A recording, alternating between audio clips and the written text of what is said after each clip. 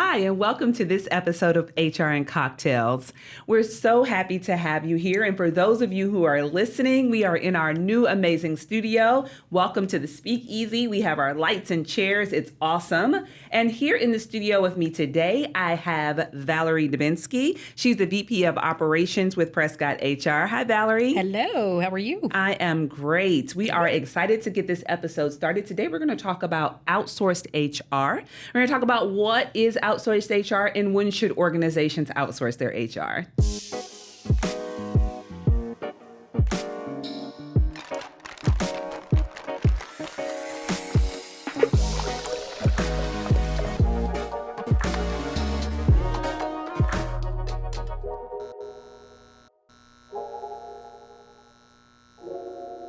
So, Valerie, thanks for coming back. We're happy to have you back in the Speakeasy. Yeah, thanks for having me back. Yeah, absolutely. Absolutely. So tell me a little bit about you and your role at Prescott HR.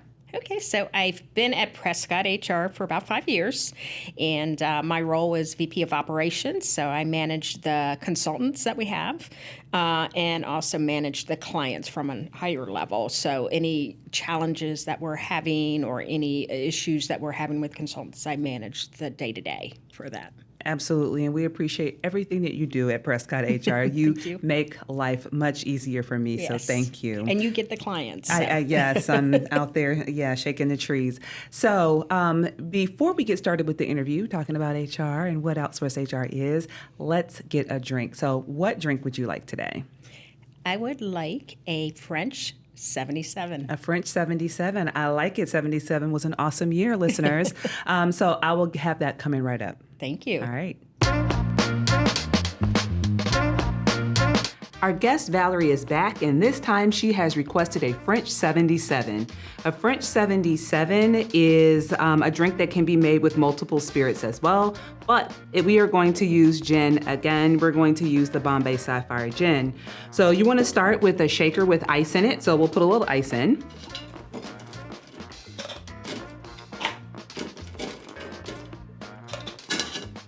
And then we're going to start with our gin. We have our double-sided jigger, which is 1 on one side, half on the other. So we're going to use 1.5 parts of gin. And keep in mind, I am not a real bartender, so no judgment, please. And then the French 77,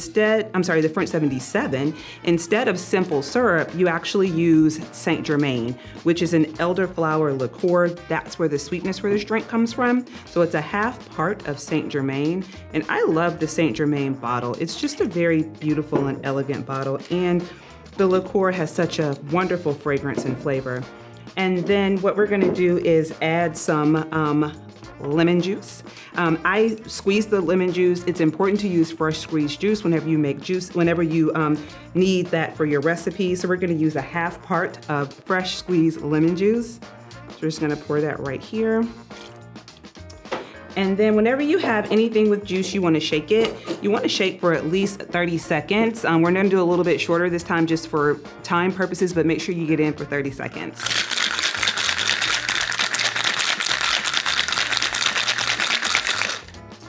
All right, perfect. So then we're going to strain it. I just typically use the strainer on my shaker. We're going to strain it into our champagne flute. As I have said before, and I will continue to say, stemware and glassware is very important to me. This cocktail can be made in a champagne flute or a coupe glass. We're going to use a champagne flute today.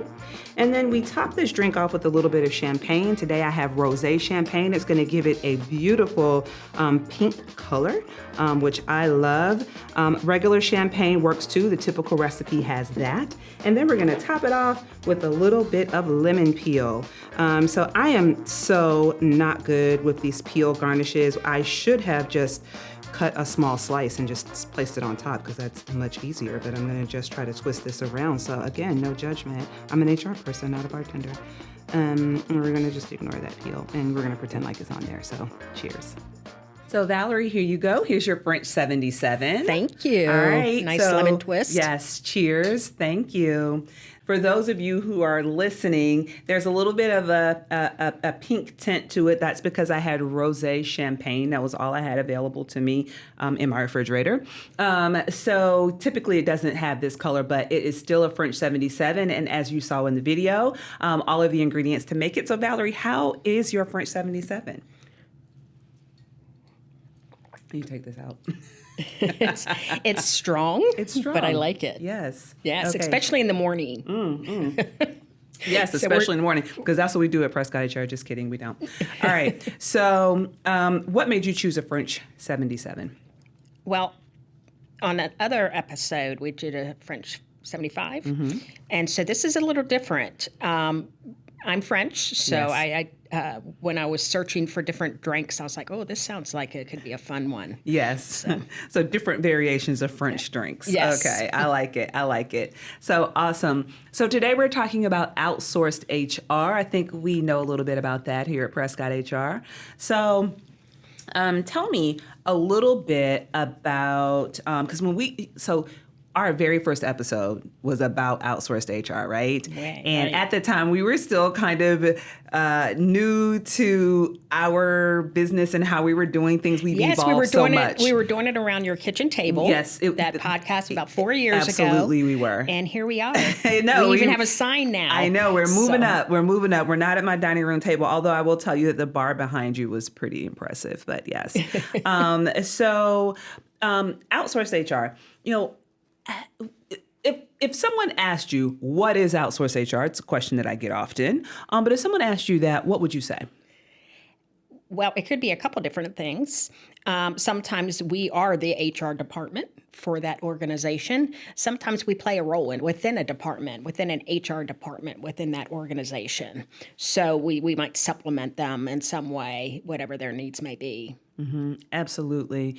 And so lately, I go to a lot of networking events. I know that many of our listeners go to networking events, and the word fractional has come up to me. That sounds like Humpty Dumpty, but the word fractional has come up. So now we're having to incorporate the word fractional HR into what we do. So if people are familiar with the fractional model, that is what outsourced HR is. Yeah. It's basically someone that comes in to provide expertise in an area, but not on a full-time basis in your organization. And it can look a variety of ways, right? And sometimes they don't need a full-time. I mean, if they have a smaller business, they don't need a 40-hour-a-week or multiple 40-hour-a-week employees. They might just need, a 20-hour-a-week or a 5-hour-a-week, whatever size that organization may be.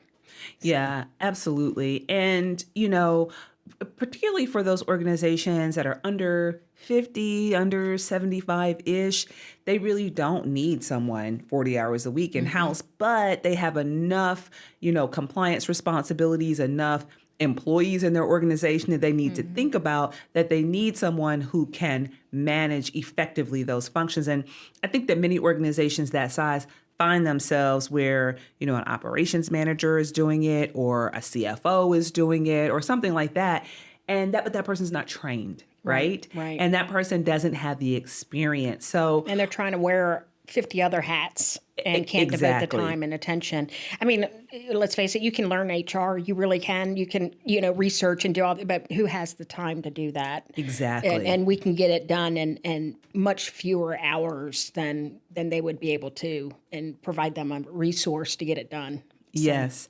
And it's interesting. So you say that because one of the things that I hear often when I'm speaking with organizations who are considering outsourced HR, and, we're like, 15 hours a month. They're like, how can you do all those things in 15 hours a month? That's a full-time job. And to your point, it's because many times the people who are doing that role are learning on the job, and right? if it feels like more than a full-time job, it's what they're doing after hours, right? Exactly. So when you have someone who knows how to do it, I mean, it's like example, because I like to use him as an example. So my husband, the dishwasher is broken at home right now, right?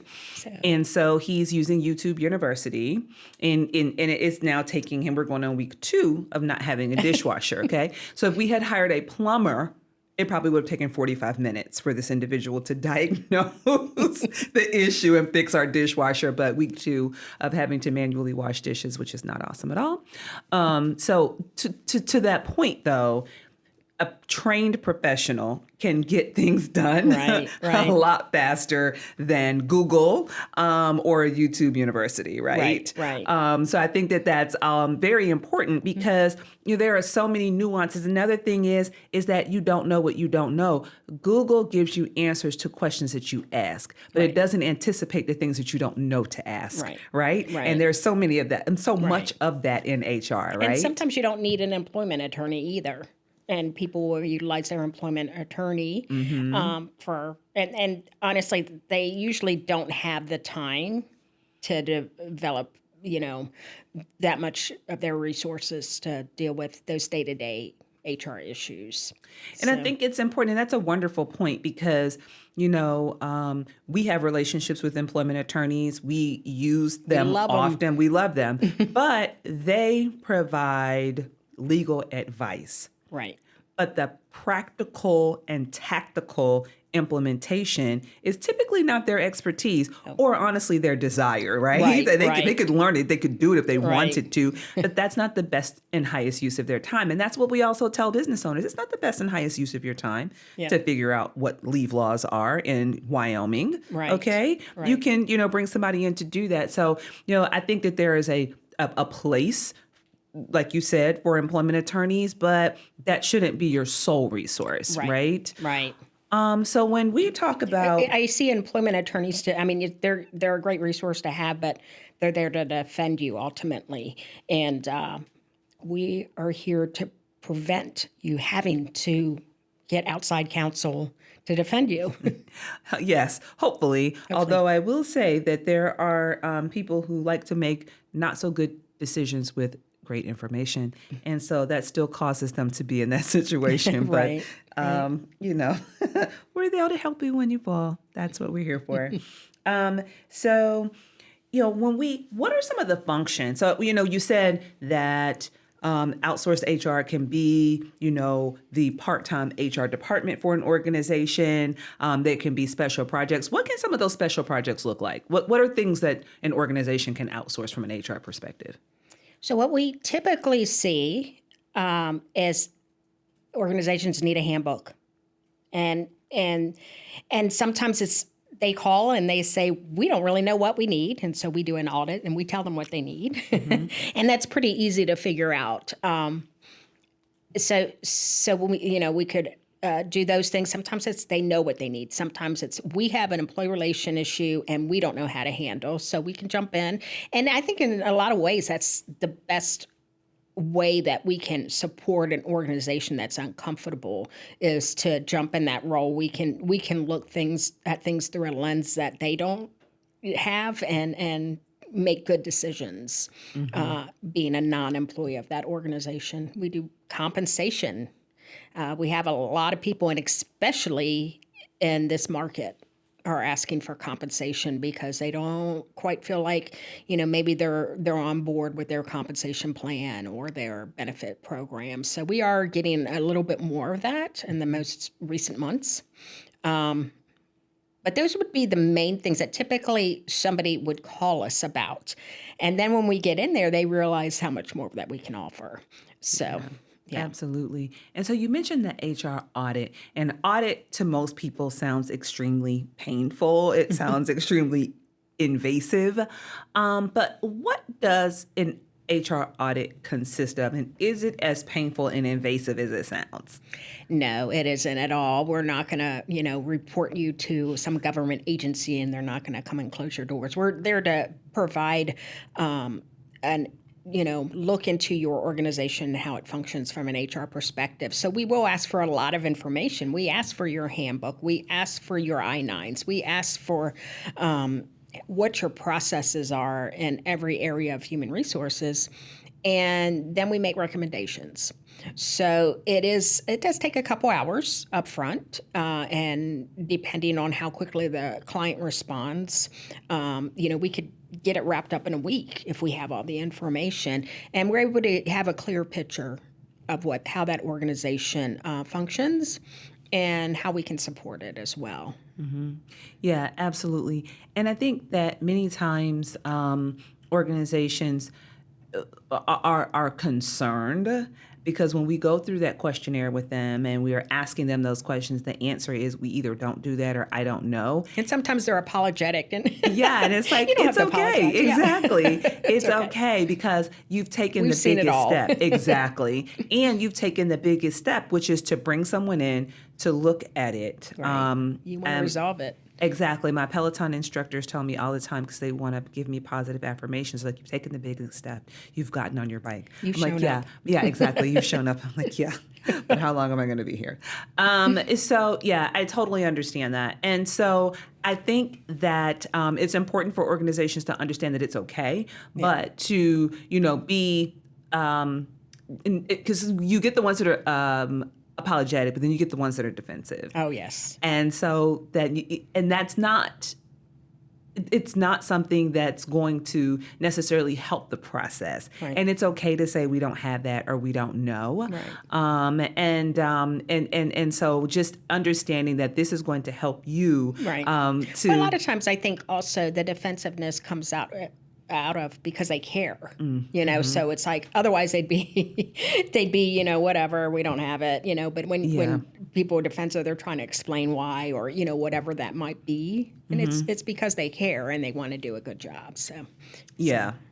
So when organizations outsource, many times they'll say, well, we need a handbook, we need policies, because there are certain things that they feel like they know that they need.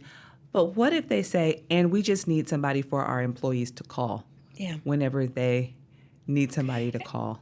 When I hear that, it makes me think that they don't want to talk to their employees. Because, if they have a lot of employees calling them, there's an issue. There's a deeper issue there. And we're not there for their employees to call. We need to determine why they feel like they have the need to call somebody.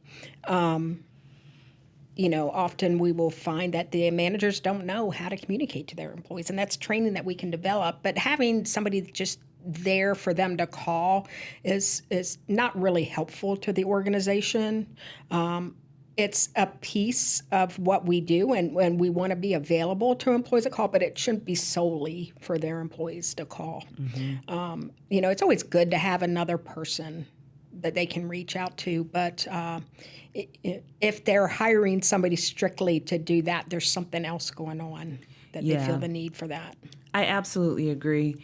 And, I think that the philosophy of many organizations is that HR is where people should go for everything. Yeah. I think that when leveraged properly, HR is where employees go to escalate issues that they weren't able to resolve with their manager. Right. So it is my philosophy that employees should go to their manager first. Yeah, it's so the first question point, I ask an employee when they come to me. What did your manager say? Yeah, and 9 times out of 10, it's, I haven't discussed it with my manager. And I say, well, try that first. Yes. And let's see how that evolves. And 99% of the time, it's resolved. Yes. Give your manager an opportunity to resolve this situation. Yes, exactly. And so to the extent that they want to have someone for their employees to go to, right? To your point, there's a larger issue, and some of that is that they haven't given their managers the tools to be able to address those issues, right? Correct. So typically when I hear that, I say, well, it is going to be the manager's responsibility to address issues. However, we can support the manager in addressing those issues. So if they have a challenge that they're having with an employee, we can say to them, hey, let us give you a word track. Let us help you, look at, find a way and a strategy to look at this situation, right? And in a way that's going to be helpful to them. Because the other piece of it is that if HR is always the first call, there's no escalation point. No. Who can employees escalate the issue to if they don't feel that their issue is resolved when they come to HR? Right. And you don't want it to be an outside entity because Right. that's typically going to be the DOL or the EEOC or something like that, and you don't want that.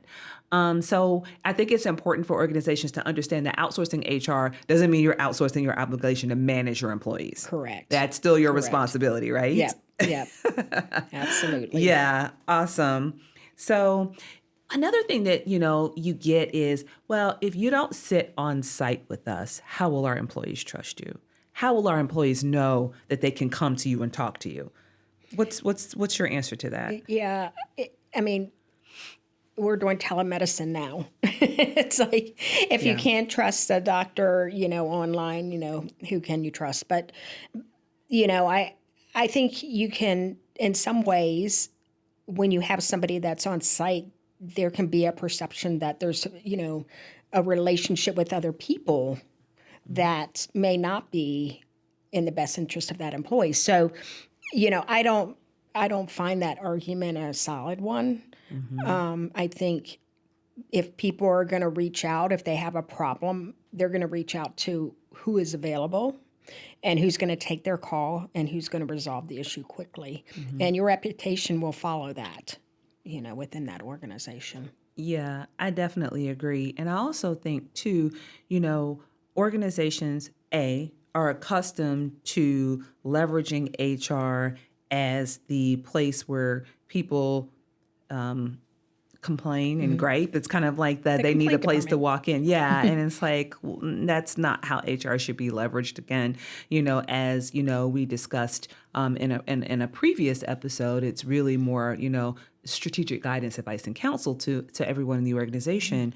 But also, I think that what people fail to realize is that a lot of the time that we spent when we were in-house on-site HR was not productive time. Correct. A lot of that Correct. time was not productive time. And now that you're outsourcing your HR, all of that Get a time is whole billable. lot- yeah. Yeah. We get a whole lot more done, and we don't have those interruptions Yeah. from just random people walking in or dropping in or venting, people, just venting because they, need to get something off their chest. They're calling us they're on a mission for something to be resolved. Yeah. And we can, look at that situation clearly without, the constant interruptions and resolve it pretty quickly. Yeah, exactly. So I think that there's some, I get it. They're like, the people want to feel safe. They want to feel like they know the person. But to your point, though, sometimes people can feel like, well, the HR is friends with this manager, HR is friends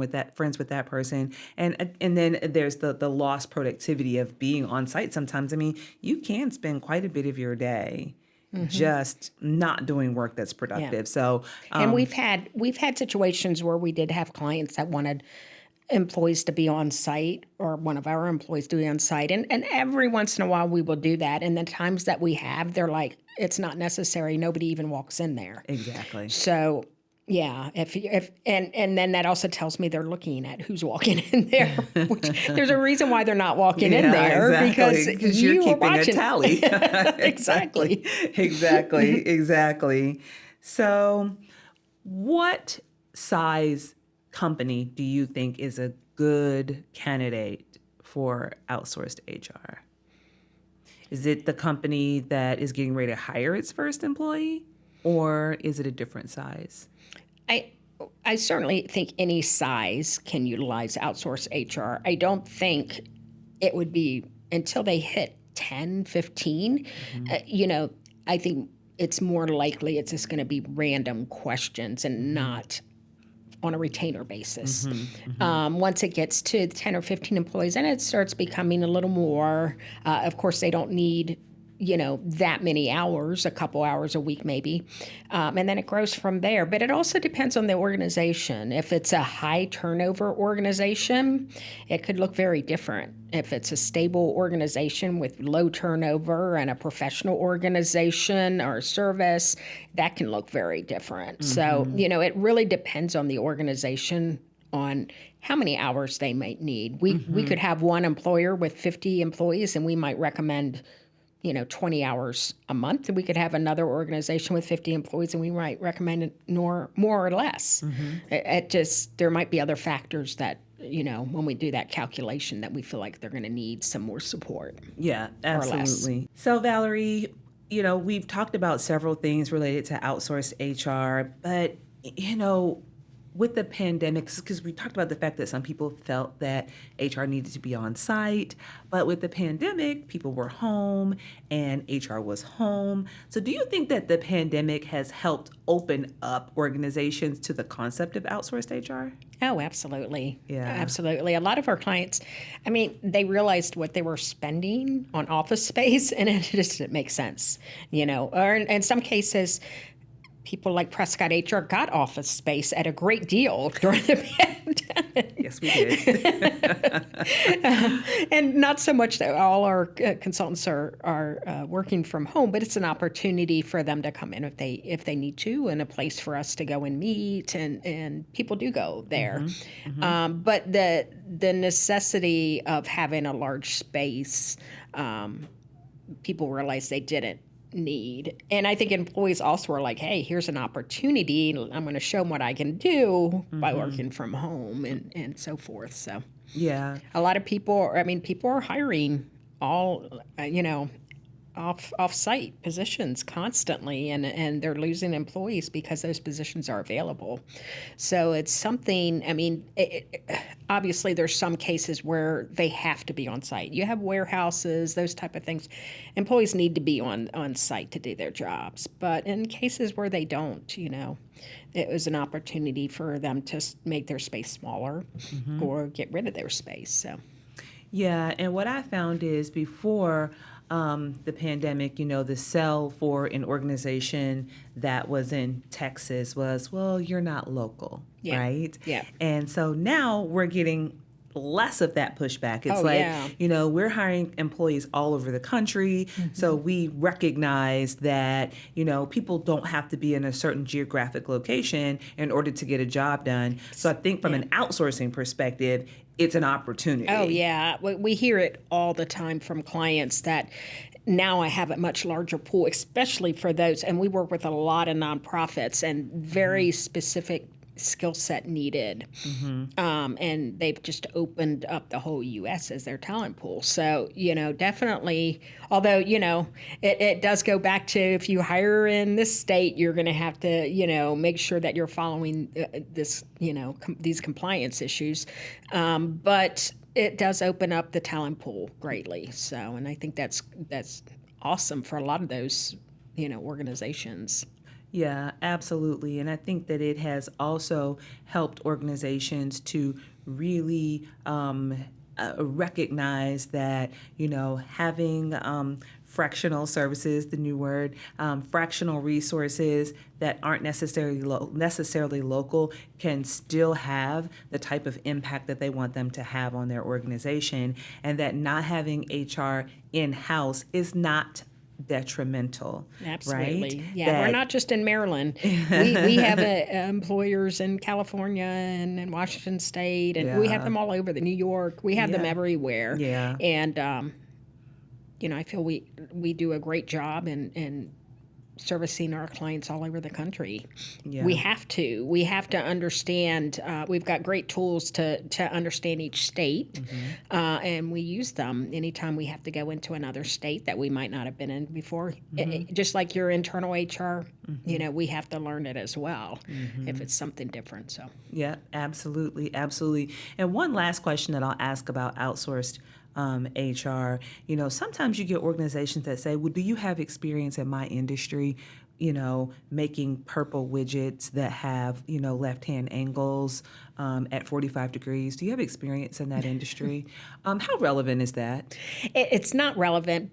Although I will say we often do have somebody that has It seems that way every time we ask the question. Absolutely. Yeah, we've got a bench of consultants that have skill sets in so many different areas. So we usually, we've got who we know is our nonprofit person. We have who we know is our technology partner.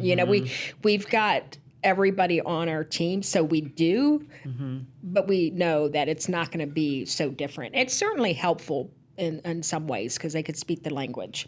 But within our team, I think we've covered we cover across every single industry that there is. So Yeah, and the specific nuances in those industries are not, because every organization wants to be special. They're like, Right. I am special. I Right. am so different. You're not special. And you're right. And you have to understand our needs so specifically and intimately. And the reality is, It's not necessary. It's that we need to learn, regardless of industry, the nuances of your organization. Correct. And that's going to be something that we have to do in every organization that we go in, despite industry. So it Correct. almost becomes that industry is not as important as it is the fact that we have to come in and learn your organization. Right. So anything that we didn't cover about outsourced HR? Oh, I'm sure we'll hear about it if we didn't. I know.